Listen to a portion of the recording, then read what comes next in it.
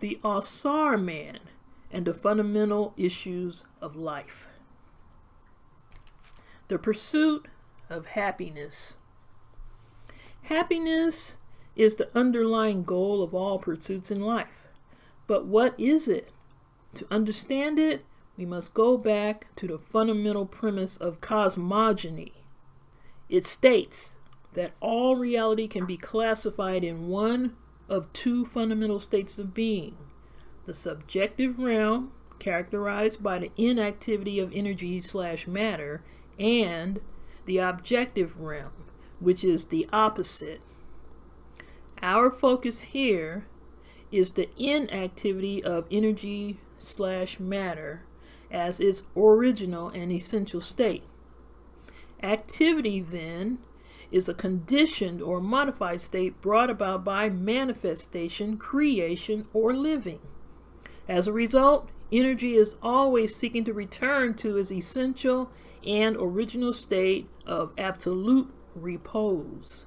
It is legitimate and highly instructive to view all events in and as the world as continuous flux, alternating between states of relative repose and tension. This is rhythm, which can be seen in all things.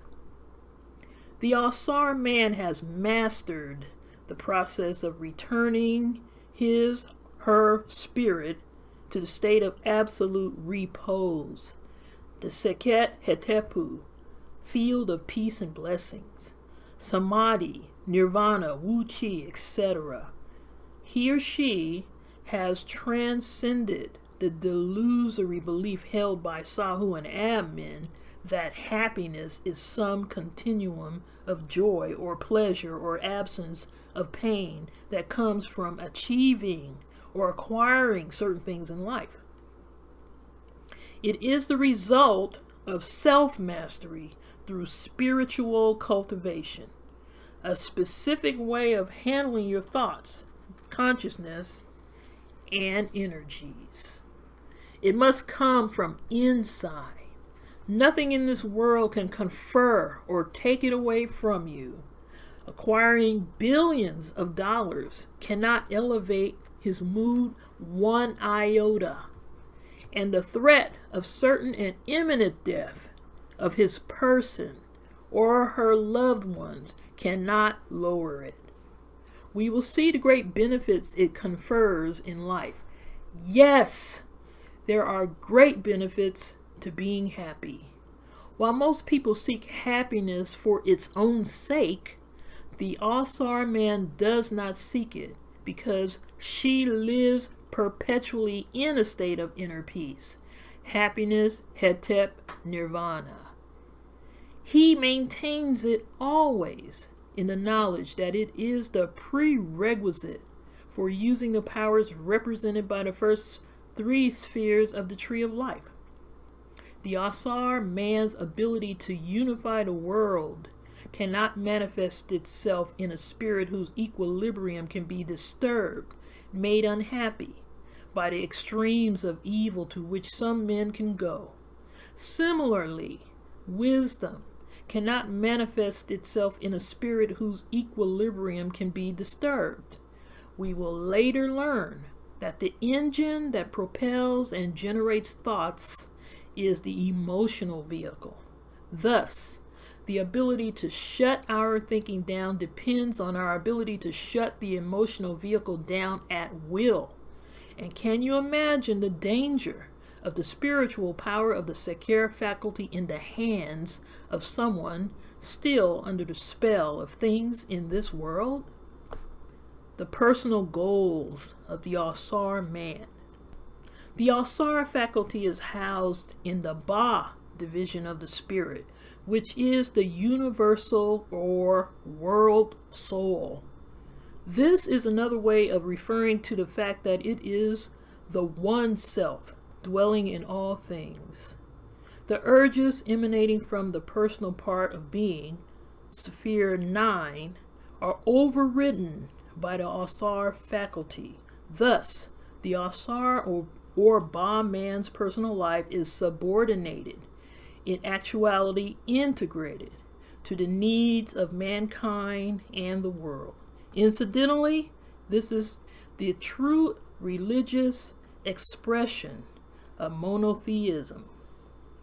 The impersonality of the Ausar man, commonly referred to as detachment, selflessness, equips him or her for the role of supreme guide and mediator in the world.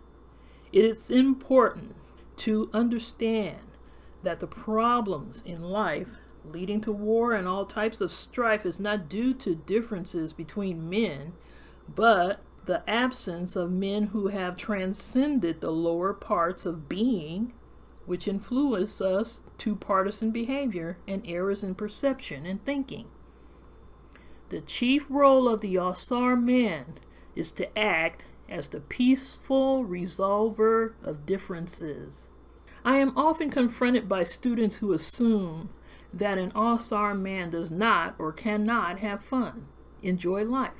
Quite the contrary. In fact, living begins at this point. There is a saying among Ausar men that joy is the property of the gods, by which is meant that unless you have realized your divinity, that which you enjoy will most likely also cause you pain. The wisdom faculty informs the Asar that no thing possesses the ability to give joy, and for that matter, pain. These experiences betray that the individual has not transcended the conditioned state of the lower part of being, and is still functioning under the illusion of the concrete mind, Sebek, with its erroneous constructs, stressful things, quote unquote, painful things, quote unquote, enjoyable things, quote unquote, and so on. The lower faculties of the Ausar man. Becoming Ausar makes all things in life new. Thus, all the lower faculty function differently than in the Ab and SAHU men. This change of perception and utilization of our faculties can only be understood from the perspective of spiritual cultivation. The key to spiritual cultivation, religion, education, initiation, art, etc., especially as viewed from the tree of life, can be summarized in one concept: automatism. Every performance or behavior in life, good or bad, harmful or beneficial, to ourselves or to others, mental, emotional, or physical, involves the principle of automatism. The chief characteristics of the two fundamental divisions of reality can be summarized as inactivity and activity. These correspond to the subjective realm and the objective realm, respectively. The keynote of the objective realm is activity, and the basis of this activity is automatism. In other words, all functions that are inherently concerned with activity must operate automatically.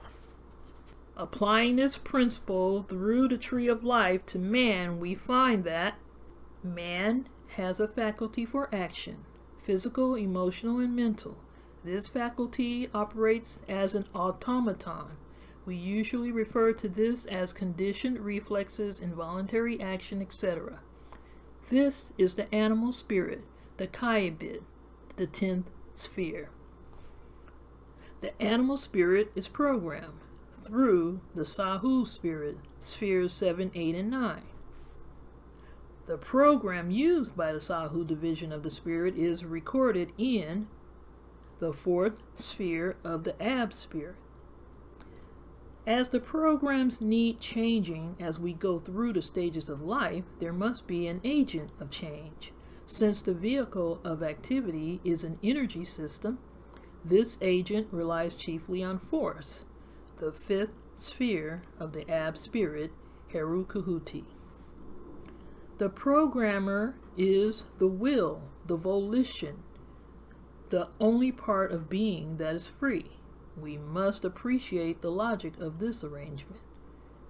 The sixth sphere of the Ab Spirit.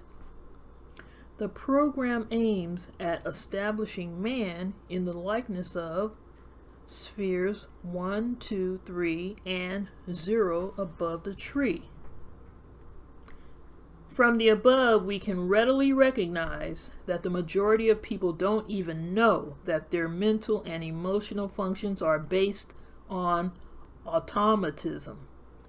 All you have to do is recall the many times you and others have struggled to oppose negative emotional and mental manifestations with the will, the voluntary part of being.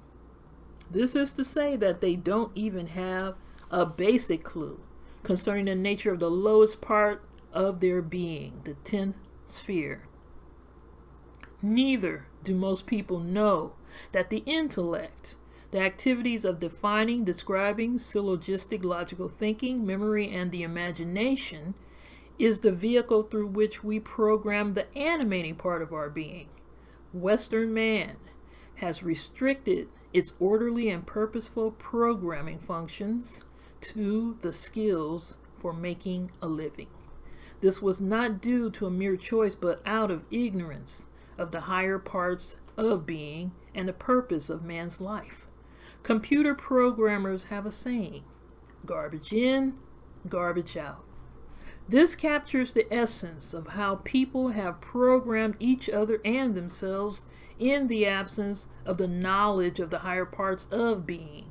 The conclusions we arrive at through the intellect and the responses and desires we entertain in our imagination can only program our vehicle of action with garbage unless their programs are based on the blueprint for correct living or divine law, which is housed in the fourth sphere, Ma'at,